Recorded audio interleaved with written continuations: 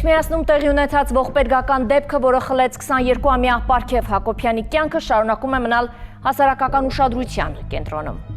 Աննշան պատճառաբանությամբ սկսված վիճաբանությունը վերածվեց դաժան ծեծկռտուքի, որի հետևանքով պատերազմի ծանր բոհով անցած երիտասարդը 2 շաբաթ անց մահացավ հենց հիվանդանոցում։ Միջադեպը ֆիքսվել է տեսախցիկներով, հարուցվել քրեական վարույթ, ձերբակալվել են անձիկ, ովքեր այսօր ունեն մեղադրյալի կարգավիճակ։ Դժոխք կողմը սակայն չի համաձայնվում դեպքին տրված իրավական գնահատականի հետ։ Նրանց համոզմամբ տեղի ունեցածը դիտավորությամբ կատարված սպանություն է եւ արարքի որակումը պետք է համապատասխանեցվի դրա ծանրության աստիճանին։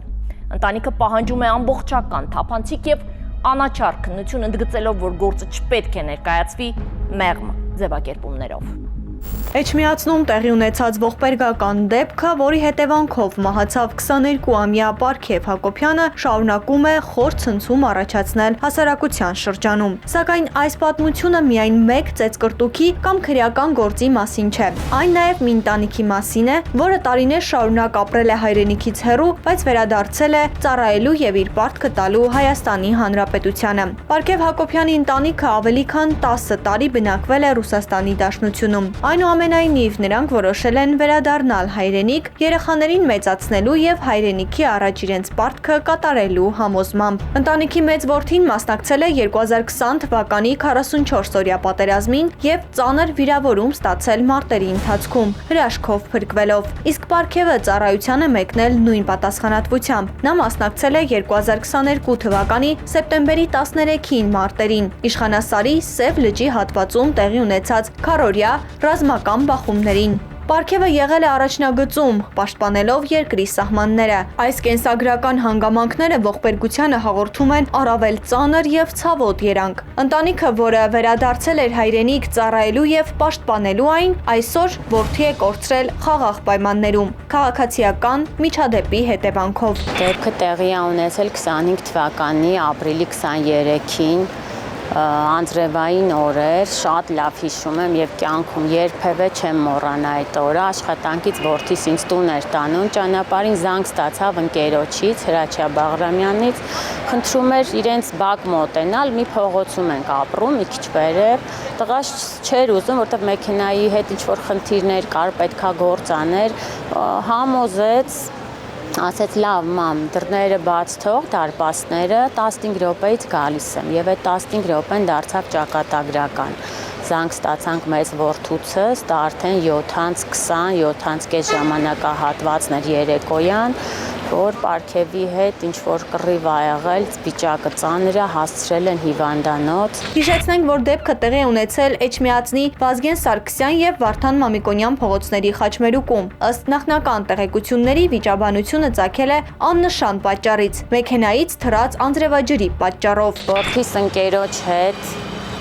Վաղարշապատ Ռիփսիմե խաչմերուկը ցախ շրջադարձ անելիս հորտ անձրև էր, ջրափոսեր, դե որտեղ չկան ջրափոսեր, ջրել էր լուսավորի տակ կանգնած, Էջմիածնում այնց բավականի խուլիգանական բանով հայտնի, հանուններով հայտնի Առաքելյան եղբայրներին։ Հայ հորածականը Գոջի, Արման Առաքելյանի որդիներն են, 3-ը Գուրգեն, Վալերիկ, Գոր Առաքելյանները, ջրելա մեծ որդուն, մեքենայով կանգնած ա եղել, կինն էլ ա մեքենայի մեջ եղել եւ իրենց աշխատողը ունեն հրուշակեղենի խանութ, այդ աշխատողն էլ ա մեքենայի մեջ եղել, ընդամենը ջուր ա, ջրելա մեքենան, պատուհանը բաց ա եղել, ինչ որ ընկերոջ պատմելով էլի արդեն, որ մեքենաները կանգնացրել ա, հետո առաջ չեն արել, տղայից թե ինչ ձևով ասե, տղաս ընդամենն ասել է պատուհան անձրև ա, պատուհանդ փակ պահի։ Դա է եղել, միակ պատճառը դա է եղել։ Ինքը անմիջապես զանգել է 2 եղբայրներին, որոնք եղել են խանութում, երևի թե հասեք 7-րդ դպրոց, այս ինչ տեղը, սենց մեքենա եկավ։ Էջմիածին քաղաքի փողոցներից մեկի խաչմերուկում կանգնած է եղել Պարքև Հակոբյանը, նրան են մոտեցել գործող մեղադրյալները, ու առանց որևէ խոսակցություն սկսելու ընդամենը մեկ արտահայտությունը հնչել, ով է քշում այս մեքենան, Պարքև Հակոբյանը հայտնել է, որ ես, ու միանգամից սկսվել է այդ ծեծկրտուքը, ու որի արդյունքում Պարքև Հակոբյանին վաճառվել է մահ։ Այս ամբողջ պատմության ցավալի կողմերից մեկը նաև այն է, որ առաքելյան եղբայրներն ապրում են իմ հայրական տան հարևանությամբ։ Մեզ մեկ տուն է բաժանում իրարից։ Ես չեմ պատկերացնում իրենք ոնց են ապրում նույն հարևանությամբ, ոնց են նայելու իմ ծնողների, իմ եղբայրների աչքերին։ Քրեական գործով հաստատված հանգամանքների տրամաբանության տիրույթում, եթե փորձեմ ասել, ըստ էության քրեական վարույթով վարկածը դա է, որ ամբողջ խնդիրը առաջացել է, այս վիճաբանությունը առաջացել է չնչին շարժառիթից միմյանց վրա մեքենայի անցնելու ժամանակ ջրափոսից ջուր ցողելու հետ կապված է առաջացել խնդիրը, ըստ էության այլ վարկած անգամ չի քննարկվել, դա էլ այն չնչին շարժառիթն է, որը ըստ էության առաջադրված մեղադրանքը ավելի որակյալ է դարձնում, այսինքն խուլիգանական դրդման մասին է խոսում։ Սկզբնական վեճից հետո այն վերածվել է դաժան ծեծկրտուքի։ Պարքև Հակոբյանը ծանր մարմնական վնասվածքներով տեղափոխվել է հիվանդանոց եւ մոտ 2 շաբաթ անց մայիսի 6-ին մահացել է։ Հասանք վաղարշաբաթի հիվանդանոց, բակն արդեն լեփլեցուն էր ոստիկաններով, ընկերներով, երեխայից թույլ չէին տալիս մոտ գնալ, ծանր վիճակ էր, վերակենդանացման բաժանմունքում, հայտարարեցին, որ ոչ մի օգնություն այդտեղ ցույց տալ չեն կարող, գանգուղեղային ծանր վնասվածքով ընդունել էին հիվանդանոց, անհապաղ տեղափոխեցինք Երևան Գրիգոր Լուսավորիչ բժշկական կենտրոն։ Մնացած տառապալից 13 օրերը անցկացրել ենք Գրիգոր Լուսավորիչի բակում, մի վայրկյան գիտակցության չի եկել։ Առաջին իսկ վայրկյանից բժիշկն ասեց, որ միայն դեղորայք ա պետք, եթե ի վիճակի եք ֆինանսապես, որովհետև միայն ադրենալինով ենք պահել, բավականին թանկ օրեր լինում 3-ից 4 տուփ դեղորայք ենք հասցրել, որ կարողանանք ճնշումը պահել։ Բացարձակ գիտակցություն չի եղել, ունեցել ենք գլխուղեղի կոտրվածք, սալ ջարդեր, գանգուղեղի հետ կապված ծանր վնասվածքներ, ամբողջ ուղեղը արյան մեջ էր, արյան զեղումներ եւ ամենածանրը, որ ուղեղի այտուց ունեինք։ Հատկանշական է, որ միջադեպը ֆիքսվել է տարածքում տեղադրված տեսախցիկների կողմից։ Տուժող կողմի ներկայացուցիչների պնդմամբ տեսագրությունները հստակ արձանագրում են բռնության դրսևորումների բնույթն ու ինտենսիվությունը։ Հայտնվեց տեսանյութ, որտեղ իհարկե կադրը բավականին հեռու էր, բայց որտեղ երևում էր տեսախցիկը ֆիքսել էր այդ ծեծկրտուքի կադրերը, ու երևում է պարզ, թե ոնց են հարվածում որդուս ու այդ վերջին հարվածը, որ ընկնում է գետնին եւ այլևս չի։ Իրենք ուզում են դա քննիչի համար իբրև դա անզգուշություններ, ընկավ գետնին, շատ փիս հարված էր, հպումը գետնի հետ հնարավոր է մահվան պատճառը դա լիներ, բայց բժշկի փորձաքննությունը ցույց է տալիս,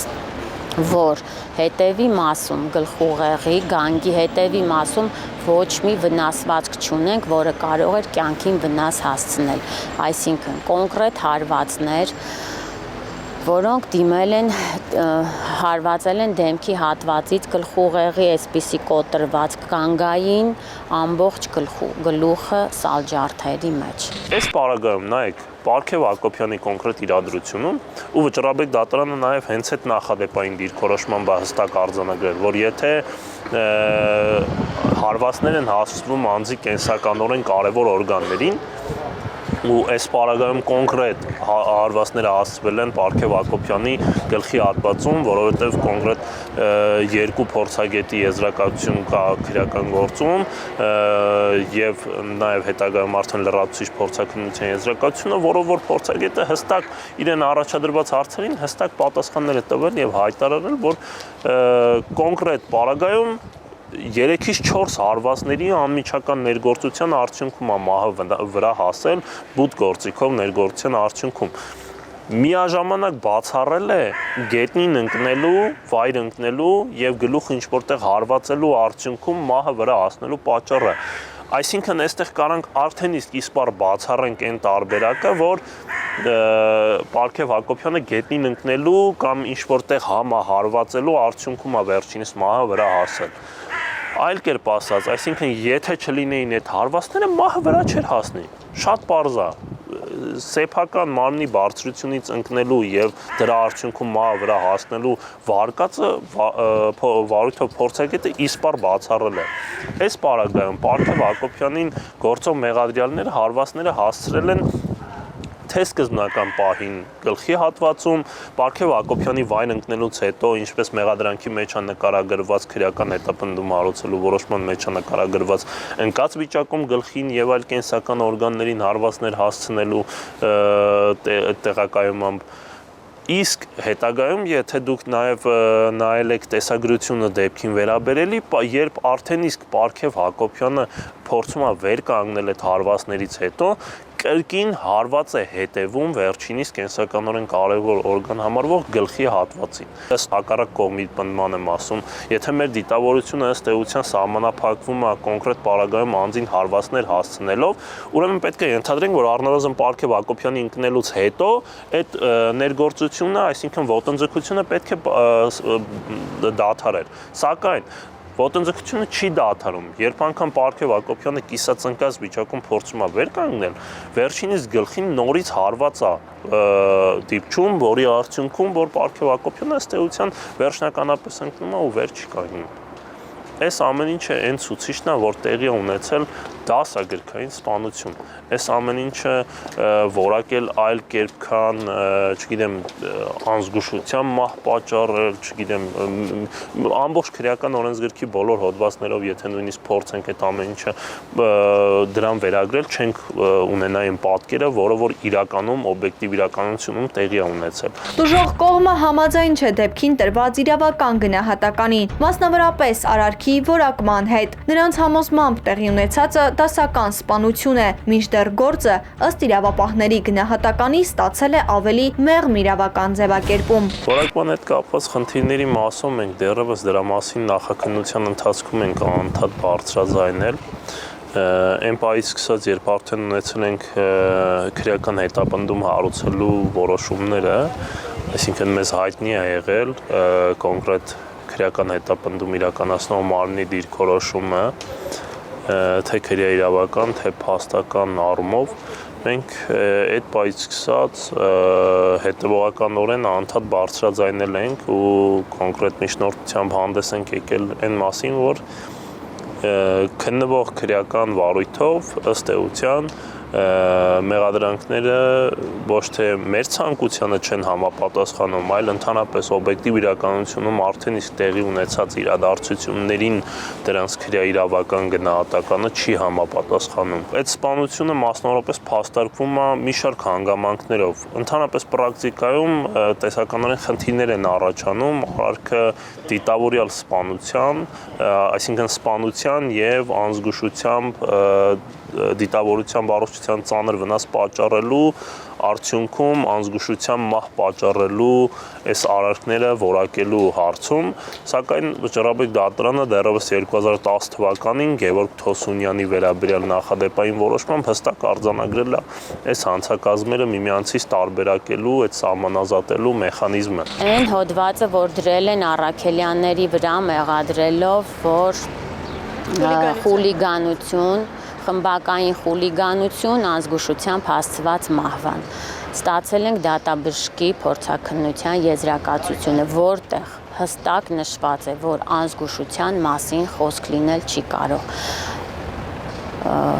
Մոտավորապես քանի հարված է հասցվել դատաբժշկի փորձաքննության մեջ հստակ նշված է 3-ից 4 հարված բութ գործիքով հասցված, դե ասում են ձեռք բռունցքն էլ է համարվում բութ գործիք, բայց շատ խիստ կասկածում են, որ նման կոտրվածքներ, նման վնասվածքներ կարող էին միայն հասցվել բութ գործիք, ձեռքով, բռունցքով։ Ընտանիքը պահանջում է, որպեսզի վերավորակվի արարքը համապատասխան ծանրությամբ եւ ապահովի բոլոր ներգրաված անձանց պատասխանատվությունը։ Իմ պահանջն է նա, որ պետքա վերավորակավորենք հոդվածը, միանշանակ սպանություն ա եղել։ Ինձ համար մեղավոր են 3 կինքն էլ,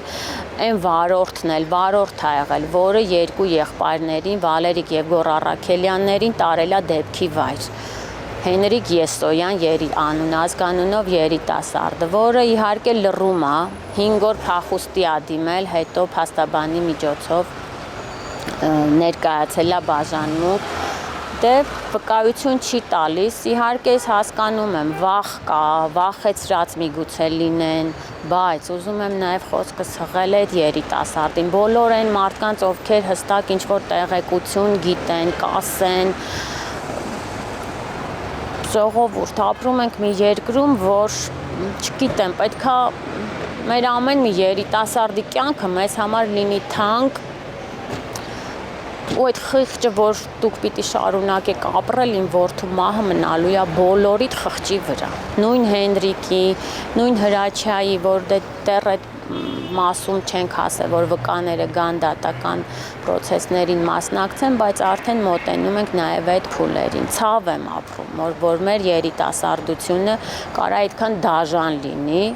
դա ասենք նորմալ, ադեկվատ մարդու արարք չեմ համարում։ Մենք կապ հաստատեցինք գործով մեղադրյալ անձանց պաշտպանությունը ստանձնած փաստաբանների հետ։ Գործով պաշտպան մնացական Սարգսյանը այս փուլում զերծ մնաց որևէ դիրքորոշում հայտնելուց։ Դեպքի մանրամասների մասին պաշտպանական կողմը լռում է, սպասելով հետազոտության արդյունքներին։ Որդիներս ոչ մի խուլիգանական դրդումներով, ոչ մի պատճառ չեն ունեցել Առաքելյան եղբայրների հետ։ Ինձ հրավիրել են Արմավիրի քննչական կոմիտե, քննչական բաժնի պետը, ասում էր տկին այդա փորձում եմ ինչ-որ բան գտնել էլի, ինչ-որ աղջկա հաշիվ, ինչ-որ խուլիգանական դրդում, ասում ապշում ենք անձրևաջրի պատճառով այս տեսակ դաժանություն, այո, ու վաղարշապատի ոստիկանները ոչ մի բան չեն արել, ոչ մի գործեր չի քննվել, նույն Գուրգեն Առաքելյանի վրա, եթե չեմ սխալվում, 2 տարի առաջ կրակոցներ են, կրակել են մեքենայի վրա, որի մեջ իր երեխան էլ ա եղել, վնասվել ա ոտքը։ 2 տարի առաջ նույն Գուրգեն Առաքելյանին դանակահարել են։ Ուր են այդ գործերը։ Ոչ մի բողոք, դժգոհություն, ոչ մի բացահայտված գործ չի եղել։ Ամեն ինչ կոծկվել է Առաքելյան եղբայրների արած չարագործությունների հետ կապված։ Իմ բողոքը միայն այն է, որ վերավորակավորվի Առաջինը դա, եղել է սպանություն ու մինչև վերջ պնդելու ենք իհարկե, որ դա սպանություն է եղել, ոչ թե ազգուշություն։ Երկրորդ ցավալի փաստն է, որ դե արդեն դատական փուլերի մեջ ենք։ Ամեն 3 ամիսը մեկ կալանքի խափանման միջոցի երկարաձգման հարցն է քննվում եւ ցավալի է, որ իրենց կողմի փաստաբանները միջնորդում են տնային կալանք, այսինքն մարդու կյանքի հետ գործ ունեք, մարդուն դաժանաբար ծեծելով, մարդու կյանքը խլել են, ոնց տնային կալանք, այսինքն տակ նստի տանը, իրա մոր հետ, իրա մոր կողքը, բա իմ որդին գնալու եմ մինչև վերջ, որդուս հետ չեմ բերի, բայց այն արդարությունը, որ օրենքի առաջ բոլորը պիտի պատասխան տան, բոլորը, անկախ նրանից դատավարությունները ինչ փուլով կլինեն, ուր կհասնեմ, ինչ արդարություն կլինի, գիտեմ մի բան, որ Աստծո առաջ բոլորը պատասխան են տալու, բոլորը։ Պարքև Հակոբյանի մահը դարձավ ոչ միայն մեկ ընտանիքի անդառնալի կորուստը, այլ նաև հանրային վստահության լուրջ փորձություն։ Ընտանիքը պահանջում է ամբողջական, թափանցիկ եւ անաչառ քննություն, համոզված լինելով, որ արդարադատությունը պետք է վերականգնվի, անկախ որևէ հանգամանքից։ Աջափնյակ վարչական շրջանը վերածվել է հանցանքի վայրի։ Աբելյան փողոցում հնչած կրակոցները խլել են մեկ մարդու կյանք եւ մի քանի հոգի տեղափոխվել են հիվանդանոցներ ծանր եւ ծայրահեղ ծանր վիճակում։ Ովքեր են կրակողները։ Ինչի շուրջ է ծագել զինված բախումը եւ արդյոք սա նախապես ծրագրված հաշվեհարդար էր, թե ոչ։ Քրեական վարույթը նախաձեռնվել է միանգամից մի քանի ծանր հոդվածներով սպանություն, սպանության փորձ, խուլիգանություն եւ ապօրինի զենքի շրջանառություն։ Քննիչները փորձում են վերականգնել դեպքերի ամբողջական շղթան, պարզելու թե ինչ հանգամանքներում վերածվեց վեճը արյունալի միջադեպի։ Մանրամասները տեսանյութում։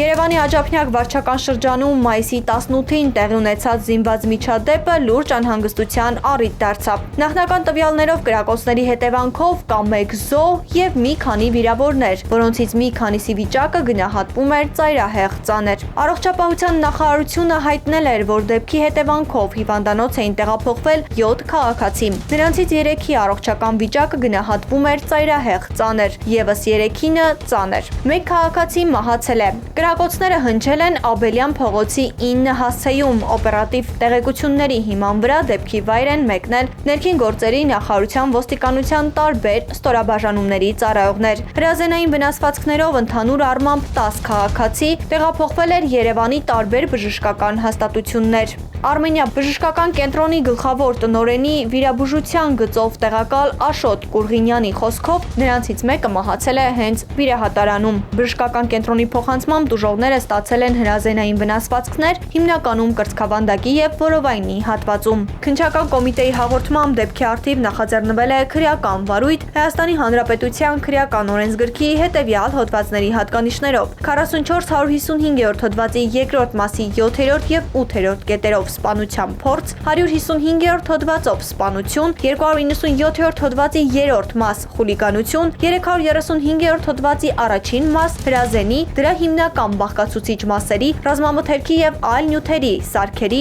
առարկաների ապօրինի շրջանառությունը։ Դեպքի հանգամանքները, հնարավոր շարժառիթները եւ ներգրաված անձանց շրջանակը դեռևս պարզվում են։ Իրավապահ մարմինները շարունակում են քննչական եւ օպերատիվ գործողություններ դեպքի ամբողջական պատկերը վերականգնելու նպատակով։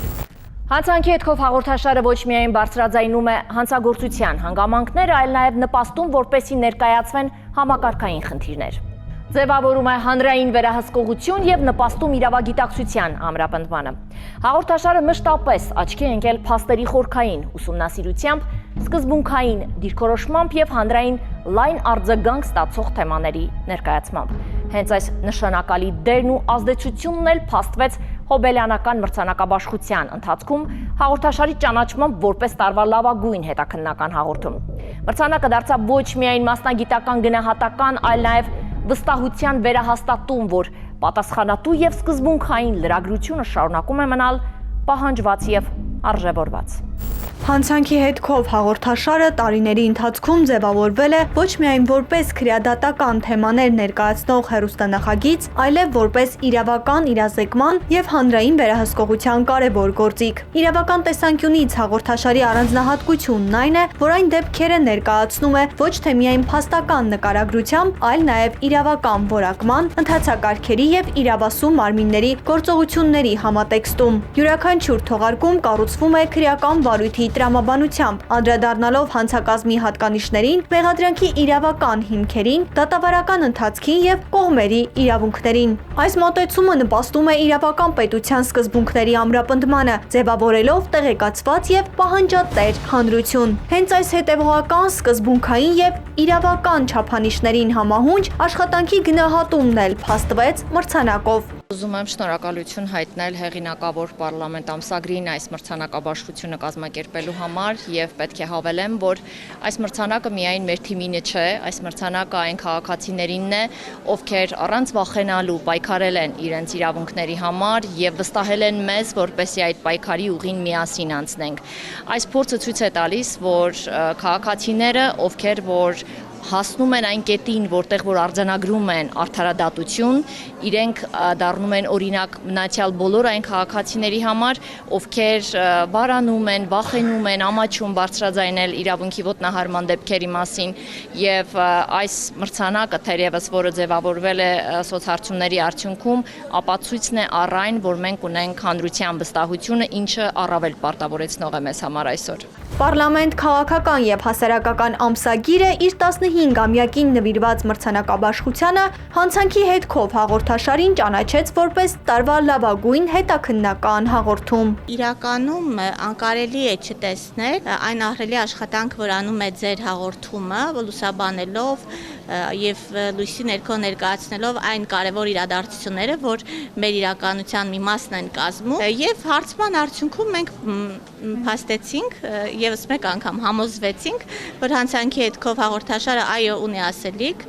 այո կայացած է եւ այո լավագույններից է։ Այս մրցանակը ոչ միայն մասնագիտական բարձր գնահատական է, այլ նաև վստահության վերահաստատում, որ փաստերի վրա հիմնված եւ պատասխանատու լրագրությունը շարունակում է մնալ պահանջված ու ազդեցիկ։ Մենք շարունակում ենք մեր աշխատանքը ավելի բարձր պատասխանատվությամբ, պահպանելով մասնագիտական էթիկան, իրավական հավասարակշռությունը եւ հանրային վստահությունը։ Ծանուցում։ Հանցանքի համար մեղադրվողը համարվում է անմեղ, քանի դեռ նրա մեղավորությունն ապացուցված չէ Հայաստանի Հանրապետության քրեական դատավարության օրենսգրքով սահմանված կարգով դատարանի օրինական ուժի մեջ մտած դատավճռով։ Հանցանքի հետքով հաղորդաշարի ընթացքում ձեր իրավունքների ոտնահարման թեման բարձրաձայնելու համար կարող եք զանգ տալ նշված հեռախոսահամարներին կամ գրել մեր Facebook-յան էջին, հիշելով, որ մենք միշտ պատրաստ ենք շարժվել հանցանքի հետքով։ Իսկ այս պահին կարևոր է իմանալ էջն է, որի ընթացքում մենք հյուրընկալում ենք նեղ մասնագիտական գիտելիքներ ունեցող անձանց եւ փորձում ձեր կողմից բարձրաձայնված խնդրին լուծում տալ։ Եվ հենց այդ նպատակով այսօրվա իմ հյուրն է իմ գործընկեր փաստաբան Արման Արզումանյանը։ Բարև ձեզ։ Բարև ձեզ։ Շնորհակալ եմ մեր հրավերն ընդունելու համար։ Շնորհակալություն հրավերելու համար։ Շատ լավ, թե ինչ թեմայի մասին ենք խոսելու, հրամայականը պետք է հնչի մեր հեռուստադիտողի կողմից, որովհետև մեզ պարբերաբար զանգահարում են, ներկայացնում որոշակի խնդիրներ կամ նամակի միջոցով օրինակ խնդրում անդրադառնալ որոշ թեմաների։ Այս պահին լսենք քաղաքացու բարձրաձայնած խնդիրը եւ այդ խնդրի վերաբերյալ ունենանք քննարկում այստեղ տաղավարում։ Խնդրեմ։ Դեպքեր եղել Բաքվում, հարևանից հետ վիճել եմ, վեճի ընթացքում վատ բառը չեմ ասել, բայց հարվածել եմ իրան։ Հետագայում երբ տեսանյութը նայել եմ, տեսել եմ, որ այնտեղ երեխա է եղել, մեծ հասակներ են եղել։ Բարկության պահին ես չեմ նկատել այդ ամեն ինչը։ Հիմա հարևանս ինձ շանտաժ է ենթարկում ու ասում է, որ այդ տեսանյութով կդիմի համապատասխան անձանց ու գործը կհաղորդի, որտեղ ես իրանց ներկայությամբ իրան հարվածել եմ։ Ու ուզում եմ իմանալ արդյոք իմ գործողություններում կա խուլիգանություն։ Ինչ կարող եմ այս դեպքում անել պատասխանատվությունից խուսափելու համար։ Հետաքրքրում է այդ ամեն ինչը բարկացած եմ եղել ու այդ բան չեմ կարողացել ինձ զսպել, քանի որ վիրավորանքային չէր ընտանիքիս անդամների վերաբերյալ։ Շատ լավ։ Քաղաքացին հարց է բարձրաձայնում, թերևս իրավական շեշտադրմամբ, թե որն է խուլիգանության հանցակազմը, արդյոք իր գործողություններում առկա է խուլիգանություն եւ ինչ կարող է այս պահին ինքն իրականացնել կամ ինչ քայլերի պետք է դիմի։ Ես սես կմեկնաբանեմ, որպեսզի հասկանանք առարքը խուլիգանությունն է, թե ոչ պետք է հասկանանք, թե հասարակական որ հարաբերություն է նա ոտնձգում առարքը։ Տեսեք, որպեսզի առարքը որակվի խուլիգանություն, այդ գործողությունը պետք է ուղղված լինեն հասարակական անվտանգության, հասարակական կարգի դեմ։ Մինչդեռ մենք այստեղ գործ ունենք կենցաղային բնույթի վիճաբանության մասին, որը ուղղված չէ հասարակությանը։ Մեր դիմողը, տեսեք, նշում է, ասում է, ես հարևանիս հետ վիճել եմ, հարվածել եմ, հայհոյանքներ չեմ հնչեցրել, որևէ այլ անպարկեշտ արտահայտություն չեմ հնչեցրել, բայց հարվածել եմ։ Հարվածել եմ, որովհետև ինքը ընտանիքիս անդամներին վիրավորել է։ Այսինքն ակնհայտ է, որ դա փոխադարձ անբարոյական վերաբերմունքի դրսևորում է եւ կրում է կենցաղային բնույթ եւ ուղղված չի հասարակական կարգին։ Հետևաբար նման պայմաններում առարքը որակել խուլիգանություն կարծում եմ տեղին չի։ Տեղին չի, որովհետև ոտնձգում է մեկ այլ հասարակական հարաբերությունների, որը կապված չէ խուլիգանության հետ։ Դա կարող է լինել եւ հոգեբանական ճնշումը եւ ֆիզիկական բռնությունը եւ այլը, բայց ոչ հասարակական կարգի դեմ։ Հետո մի շատ կարեւոր բան կա խուլիգանության դրսևորման մեջ։ Տեսության մեջ եւ պրակտիկայում խուլիգանությունը դա անշարժարիտ հանցագործություն է կամ շարժարիտ այնքան նվազ է, որ էական չի։ Այստեղ կարևորը հանցավորի ես ընդգծելու, հասարակության նկատմամբ անհարգալից վեր։ Ունենալու թերևս չէ։ Հա, իր ես ընդգծելու իրան հասարակությունից վեր դասելու, որևէ ձև սենց իրեն ցուցադրելու, ինքնահաստատվելու ցանկացած նման դրսևոր, որը չունի շարժառիթ։ Այսինքն արտաքին շարժառիթ չունի առնվազն։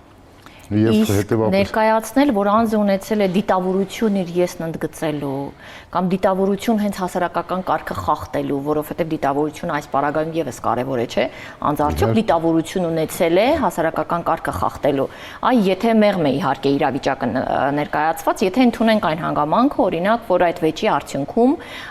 երեխա է վախեցել, բղավել կամ չգիտեմ, մարդիկ կուտակվել են, վախեցել ինչ որ իրավիճակներից, այդ հասարակական անհանգստությունը կարող է հիմք հանդիսանալ, որպեսզի օրինակ վարույթն իրականացնող մարմինը գտնի, որ այնուամենայնիվ խուլիգանության առաջին մաս գոնե թե այս մասով արկա է։ Խնդիրը հետևյալումն է, որպեսզի դա պարզ լինի, մենք պետք է հասկանանք առհասարակ ոտնձգությունը, որ հասարակական հարաբերությունների ուղղված եղել։ Օրինակ հնարավոր է կենցաղային բնույթի վիճաբանությունը նաև վերաճի խուլիգանության։ Ես կարող եմ նաև օրինակ բերել։ Օրինակի համար շենքի բակում վիճաբանում են եւ վիճաբանությունը կրում է կենցաղային բնույթ։ Թշնամական վերաբերմունք ունեն լիցուկ իրար նկատմամբ եւ վիճաբանում են, հայուհում են իրար, հարվածում են եւ այլն։ Օրինակ միջամտում է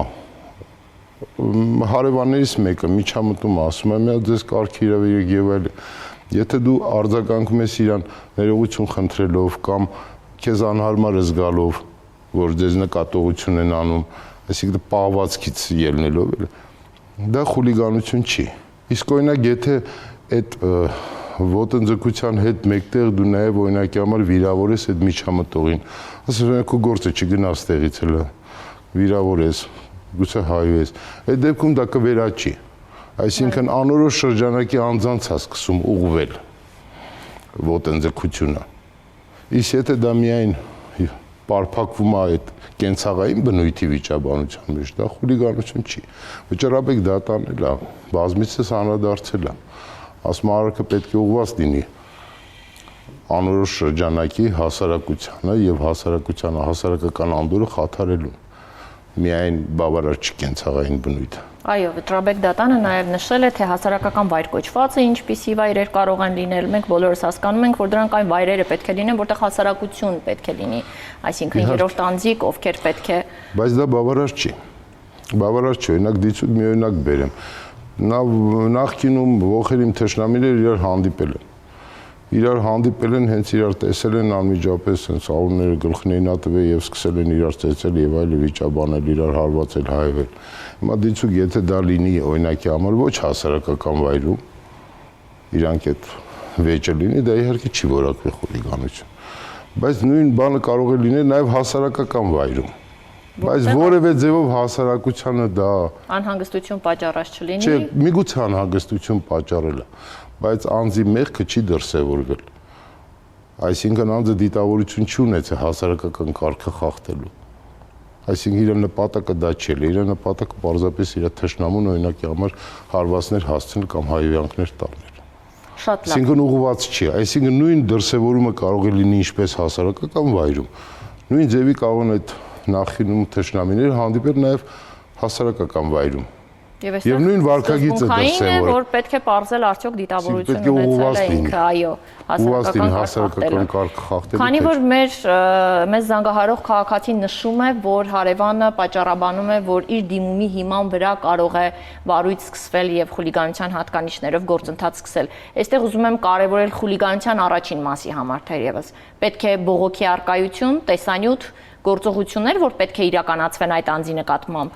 Թե օրինակ, եթե օրերից մի օր այդ տեսանյութը հայտնվի վարույթն իրականացնող մարմնի մոտ, վարույթն իրականացնող մարմինը ինքնուրույն կարող է նախաձեռնել։ Դե վարույթ իրականացնող մարմինը ինքնուրույն է կարող է նախաձեռնել հիմքում դնելով, որ այդ հաղորդումը ստացվել է լրատվության բանից միջոցով, եւ վարույթ իրականացնողը կարող ինքնուրույն է վարույթ նախաձեռնել, անպայման չի ստե բողոքի արկայությունը, առասարակ ինքը առասարակ եթե մենք քննարկում ենք խուլիգանությունը, միշտ հիմքում դնում ենք, այսինքն առաջի մասի հատկանիշները պետք է պարտադիր դրսևորվեն։ Ինչ վերաբերում է մեզ զանգահարողի են պնդմանը, թե ես ինչ գործողություններ անում անելու, կարծում եմ ինքը որևէ գործողություն չունի անելու, ինքը պետք է սպասի, թե եթե հարույթ իրականացնող մարմինը որևէ գործողություն սկսի, ինքը դրան համապատասխան արձագանքի։ Կամ գուցե խորհուրդ տանք բարի դրացիական հարաբերություններ հաստատի այն անձի հետ, ում հետ վիճաբանել է։ Եթե զուտ քարարքը քննարկվի այդ տիրույթում, եթե իրար, այսինքն կենցաղային բնույթի վեճի տիրույթում, ապա իրանք զրկված չեն նաև հետագայում իրար հետ հաշտվելու հնարավորությունից, իսկ դիմողը նաև զրկված չի առհասարակ իր հայացողությամբ կարող է եւ չդիմել վարույթ իրականացնող մարմին եւ վարույթ առհասարակ չնախաձեռնի, որովհետեւ նման դեպքերում դժողի բողոքի իման վրա վարույթը նախաձեռնվում։ Շատ լավ, եկեք մի փոքր խոսենք ավելի որակյալ հատկանիշներից եւ ծանրացնող դեպքերից։ Ստե մի քիչ փոփոխության է ենթարկվի առհասարակ հանցակազմը մի թեթև ձևափոխվել է համեմատած նախկինից, նոր հատկանիշներ են ավելացել եւ այդ հատկանիշները նախկինում հաշվի առնվում էին, բայց նոր քրեական օրենսգրքով այդ հատկանիշները պարզապես ներառվել են հանցակազմի մեջ եւ որոշակի ընդգծումներով, որպեսզի պարզ լինի, որպեսզի շահարկումների հնարավորություն չտա։ Օրինակ տեսեք, նախկինում կար բարոյական նորմերի խախտման դեպքում խուլիգանության հատկանիշները վերհանելը, իսկ այս դեպքում նաեւ ներառվել է իրավական նորմերի խախտմամբ։ Օրինակի համար սա կարող է դրսևորվել օրինակ վարչական իրավախախտման տեսքով դրսևորվող արարքը, որը նաև իր մեջ խուլիգանություն է պարունակում։ Օրինակ բերեմ, օրինակ գիշերային ժամին ինչ-որ մեկը որոշել է շենքի բակում